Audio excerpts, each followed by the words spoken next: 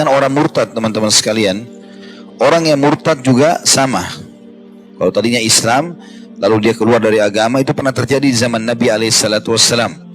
Diriwayatkan oleh Anas bin Malik radhiyallahu anhu, beliau berkata, "Kana rajulun nasraniyan fa aslam." Dulu pernah ada seorang laki-laki Nasrani, lalu dia masuk Islam di zaman Nabi SAW. Wa qara al-Baqarah wa al-Imran. Lalu dia membaca surah Al-Baqarah dan Al-Imran di hadapan Nabi SAW. Fakana yaktubu lin Nabi SAW, dan dia menjadi penulis wahyu orang ini. Fa'ada nasraniyan, setelah itu dia murtad dari agama Islam.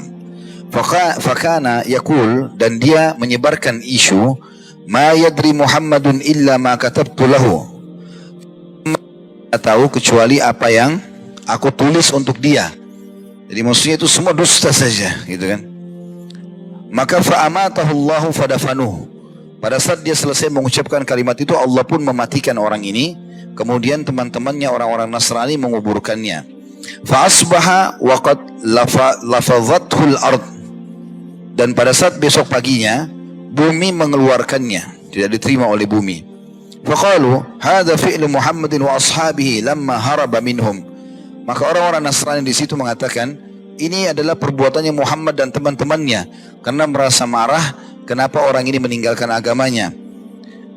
Maka kemudian dikatakan nabashu an sahibina fa'alquh. Maka dia pun atau mereka pun menggali kembali kuburan teman kami ini lalu membuangnya. Fahafaru lahu fa'amaku. Maka mereka pun akhirnya menggali kuburan dan mereka sengaja mendalamkannya supaya sulit untuk dijangkau. Fa'asbaha waqad lafadhathul ard. Besok paginya jasadnya orang itu keluar lagi dari kuburan. Faqalu, maka berkata lagi mereka, hadza fi'lu Muhammadin wa ashabih. Inilah yang Muhammad buat dan teman-temannya. Nabashu an sahibina lamma haraba minhum fa'alqaw. Mereka berusaha untuk menggali dan mengeluarkan jasad teman kami ini pada saat lari dari mereka, maka mereka pun membuangnya. Fahafaru lahu wa a'maku lahu fil ard mastata'u.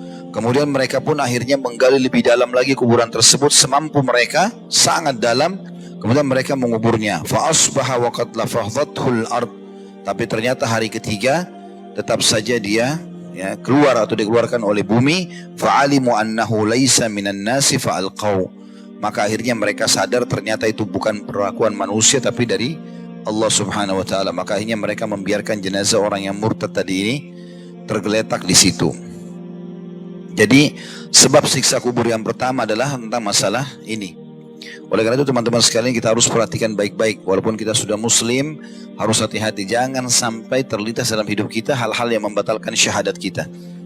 Makanya Ibnu Taimiyah rahimahullah, kadang-kadang beliau mengucapkan syahadat tiba-tiba, lalu muridnya tanya, kenapa anda buat itu?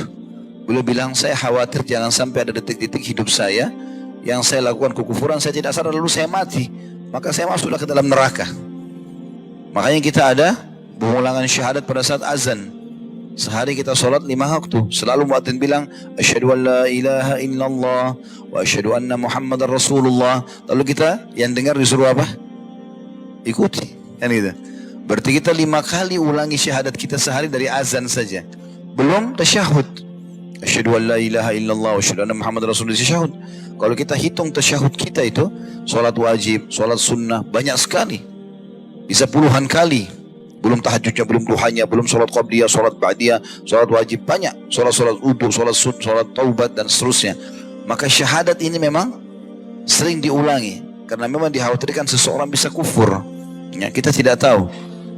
Dan ini harus hati-hati tentunya teman-teman sekalian. Khusus masalah orang yang murtad, tidak usah dipedulikan.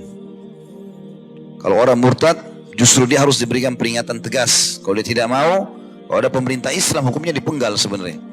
Tapi kalau tidak menerima hukum Islam, kita serahkan kepada pemerintah kita, gitu kan? Mau dipenjara atau mau dibebaskan, itu urusan mereka, nanti tanggung jawab hari kiamat.